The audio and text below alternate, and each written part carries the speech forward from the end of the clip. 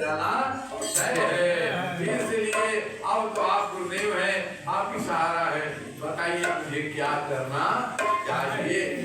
और विचार करना है आपको कि 7 ही दिन में मरने का श्राप श्रृंगी ऋषि ने परीक्षित को क्यों दिया।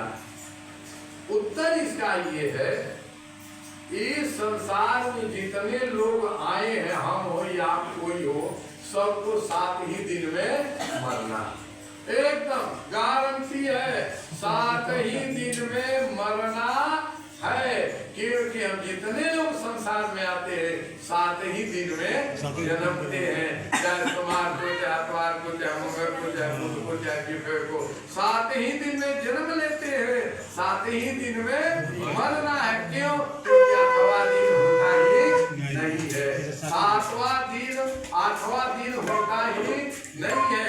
राजन परीक्षित को संबोधित करते हुए कहा, स्वामी हे राजन परीक्षित, चिंता मत करो, ये संसार का नियम है, जो आता है वह जाता है। राजा रंग फकीर, अंतर कर्म के अनुसार यही होता है। एक डोली चढ़ चले, एक लागे जंजीर।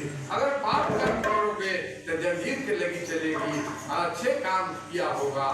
क्या आप चाहते हैं? जो गरुड़ पुराण सुनते हैं उसमें वर्णन किया हुआ है, अगर छाता दान किए होंगे तो यमराज के दूत आपको छाता लेकर जाएंगे, अगर सवारी दान किए तो सवारी में बैठा कर लेकर जाएंगे, गाय का पार किए होंगे तो हम पार करा देंगे, जूता मिलेगा, छाता मिलेगा, पलंग कुर्सी, जो जैसा आप कहेंगे महाराज यहाँ देंगे, उस समय जमा रहेगा। क्या ये कथा कहानी नहीं महाराज, मैं बात करता हूँ खेत में जो अगहन में बिया गिर जाता है, धमोई का जेठ में, बैसाख में धमोई पहचानते हैं ना, धमोई वैसे जो भी बिया आप देंगे भगवान संभाल करके रखेंगे। कब देंगे? जब समय आएगा तब देंगे। इसलिए यह मत समझना कि पुरोहित जी को देना हो, पंडित जी को दे, अरे तो माध्यम है जो आपके दान को स्वीकार किया। यह समझ लेना, जब चाहोगे दान देना, तुम्हारा दान को स्वीकार नहीं कर सकता। विचार कर लेना, गाड़ी में जा रहे हो, छकड़ा में जा रहे हो, तीर्थ में जा रहे हो, मन में आया कि मैं कुछ दे दूं, बगली में हाथ लगाया, निकाल भी लिया, दूं नहीं दूं, और निकाल के तब तो भिखारी आगे बढ़ गया, आपका भी खो लिया नहीं। जब बड़ा जिसने दान आपका लिया, आप पर बड़ी कृपा किया है, दान से प्रायश्चित करता है। इसलिए हमारे यहाँ वर्णन आया कि जो दान लेता है, किसी से दान ले लिया, अगर 1000 अधिक गायत्री का जाप नहीं करेगा तो उसका प्रायश्चित आएगा। इसलिए कर्मकांडियों पंडितों का दशा देख लीजिए। अपवाद को छोड़कर मैं कह रहा हूँ, अपवाद को छोड़ करके अगर दान लिया, जजमान का 10 गुना जाप नहीं किया तो सीताराम बनने से कोई रोकेगा नहीं है। इसलिए दान देने वाला महान नहीं है, दान लेने वाला। विचार करने इस प्रकार से आज सुखदेव स्वामी ने कहा, चिंता मत कर, 7 दिन क्या है, एक पल भी रहता तुझे मोक्ष देता। कहा कि महाराज एक बात मेरे मन में है, आप कृपा करके बता दीजिए। सब आदमी जानता है कि जो आएगा तो जाएगा, राजा रंग, लेकिन एक बात बताइए, भूल क्यों जाता है? क्या उसे याद नहीं रहता कि धन कमाने में दिन रात किया है? बेटा का, बेटी का, उसका बेटा, नाती पोता का, दुनिया भर का धन जमा करके जाना चाहता है, और वो भूल जाता है कि जब जाएगा तो दाना भी उसका बेटा तोड़ लेगा, जब मैया जाएगी तो दांत भी तोड़ लेगा कि दांतों में सोना। एक नहीं जाने देता। आए सूर्य के छेद से ऊंट को निकलना आसान है, लेकिन यहाँ से 1 पैसा भी ले जाना बड़ा मुश्किल है। जो आपने दिया है यही गुरु पुरोहित के झांकियाँ होते हैं, जो हम लेकर आपका दान रूपी किसी को उनकी को महाराज क्यों भूल जाते हैं? ये परमात्मा की माया है, भूलवा देती ये माया।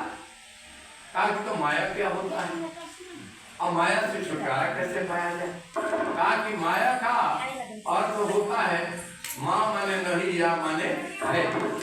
जो नहीं है जैसा दिखलाई पड़े उसी को माया कहते। जैसे जेठ का दुपहरिया, जेठ का दुपहरिया में क्या लगता है कि पानी का हल्की उठ रहा है, पानी पर पानी है क्या, वैसे ही ये माया है। ये इस घर में कौन था, मेरे दादा थे, इनके पले थे, परदादा थे, इनके पले कौन थे, इनके पले कौन थे, कोई बताएगा। जिस स्थान को मैं रहता बड़े बड़े हाथा है महाराज, काजे कहीं फलाना साहब का था, फलाना साहब का था, वो कहाँ मेरे पाता नहीं, वो लोग कहाँ रहते हैं, धूरे धूरे उनका बिक गया। जो महाराज थे उनका कण बिक गया। ये रहने वाला नहीं है, रहने वाला आपका पुण्य है, आपका कर्म है, आपका धर्म है, यही आपके साथ जाने वाले हैं। लोग कहते हैं क्या लेकर आए हैं, क्या लेकर जाएंगे, ना गलती बात है।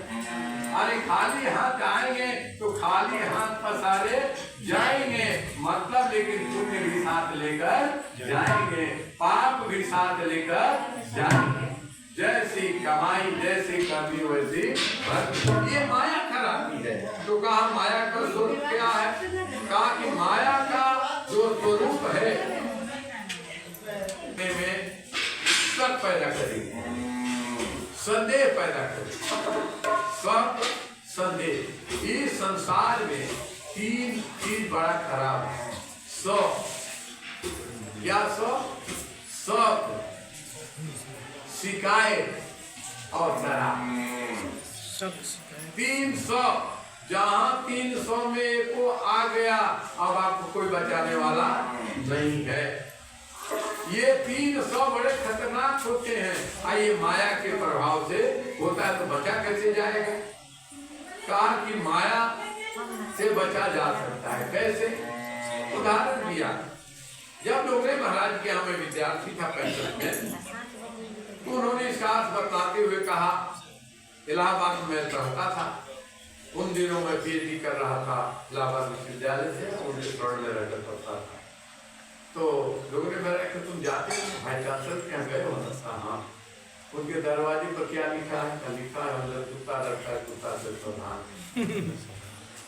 और हाँ, जो जज साहब उनके यहाँ लिखा, जितने बड़े लोगों की कोठी के सामने लिखा है, कुत्ता रहता है, ताकि गुरु जी अंदर वो कुत्ता रहता है कि नहीं रहता मैं नहीं जानता हूँ, लेकिन लिखा है तो सही होगा तो अंदर कुत्ता रहता है, अंदर कुत्ता रहता है, सही होगा। लेकिन एक दिन मैं गया तो देखा क्या कि अनजान आदमी, मैं भी था, दूसरे हाउ करके कुत्ता चढ़े गर्दन पर चढ़ जाए, इतना बड़ा गर्दन पर चढ़ जाएगा। और दूसरे जो मुझे ले गया उसको नहीं भूखा, उसको चाटने लगा, कोई घुमाने लगा। तब मैं घूम कर आया तो डोगरी जी मैंने क्या ऐसी यात्रा रही, कहा गुरु जी बहुत खतरनाक कि आपके कृपा से बच गया, नहीं तो गर्दन दबा देता। कहा यही माया है। दूसरे वाले कुत्ता क्यों नहीं भूखा, उन्होंने पूछा। हमने कहा कि कुत्ता का जो मालिक था, उस मालिक का वो दोस्त था, हम उस मालिक से मेरा परिचय नहीं था। तो डोंगरे जी महाराज ने कहा कि जब दुनिया का कुत्ता अपने मालिक के दोस्त को नहीं भूखता है, तो दुनिया वाले मालिक से जिस दिन दोस्ती कर लोगे, माया रूपी कुत्ता भी तुम्हारा कुछ बिगाड़ नहीं सकती है। और उपनिषद का उदाहरण देते हुए कहा कि तुम तो गंगा के तट के रहने वाले हो, कभी मछली मारते हो, देखो हाँ तो देखा है। कहा जो मलाह जो मछली मारने के लिए आते हैं, ताप रखते हैं, तो मछली, एक दिन की बात बताया उन्होंने कि एक बड़ी मछली से छोटी मछलियों ने पूछा, हम सभी छोटे छोटे लोग मछली मछुआरा से पकड़ लिए जाते हैं, आप इतने वृद्ध हो गए लेकिन आप पकड़े नहीं जाते हैं क्यों? ताकि देखो एक तकनीक हमारे पास है, मुझे मालूम हो गया है, जैसे मछुआरा आता है वो टाप लगाता है तो वैसे उसके पैर के पास में चला जाता है, तो तुम लोग दूर रहते हो तो पकड़ जाते हो पैर के पास। गुरुदेव ने कहा ये संसार रूपी मछुआरा के जाल में, मछुआरा के पैर में चले जाने पर जाल रूपी काल से मछली बच गया, तो क्या जिस दिन गोविंद के चरणों में चले जाएंगे हमारा कोई बिगाड़ने वाला है क्या? केवल गुरु के चरणों में जाएंगे, बच जाएंगे। एक बात और निवेदन कर दूं, डिलीट करने के लिए बीच युगा में विद्यार्थी बना। कबीर चौरा हमेशा जाया करता था। गंग बनास का क्या करना है, दौर बदल गया। वहां पर कथा सुना रहे थे, एक दिन कथा बतलाई। कबीर साहब बड़े अखंड संत हो गए, रोते हुए एक की दुखरी थी। उनका बेटा कमाल था। कमाल से पूछा, बाजान क्यों रो रहे हो? कहा क्या करो बेटा, चलती चक्की देखे दिया कबीरा रोज, दो पाटन के बीच में साबुत बचाना। वो क्या हुआ बाजान? क्या चल बेटा दिखाता। कहा एक बूढ़ी अम्बा है, नीम के वृक्ष के नीचे चक्की चला रही है। आप तो घिसिंग आजकल के बच्चे समझ नहीं पाएंगे कि चक्की क्या होता है, चक्करी क्या होता है, भैया क्या होता है, क्या होता है, वो कर क्या ये दिन नहीं में आज समझ नहीं पाएंगे। तो वहाँ कानपुर चक्की में देखकर एक माता जी है, बगल में दौड़ी रखी है, सूप रखी है, उधर से गेहूँ निकालती है, पिसती जाती है, सब गेहूँ पिसा गया, सब गेहूँ पिसा रहा है। कहा उनका बेटा ने कहा चिंता में चलिए तो मैं देखो कहाँ।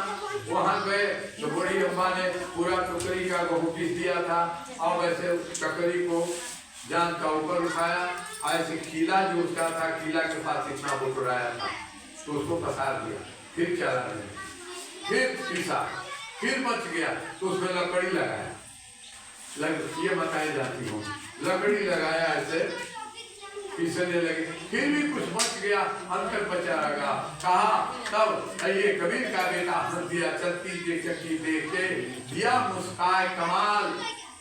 चक्की चक्की चक्की जो गए, जो चकी गए सब मरा, कीला गहे तुमान नबाका हो। जो कीला गह लिया बाजार, जिसने कीला पकड़ा है, इतना मैया पिसती रह गई, घिसती रह गई, तभी देखो कीला के पास इतना गेहूं बचा हुआ है। मतलब क्या हुआ है?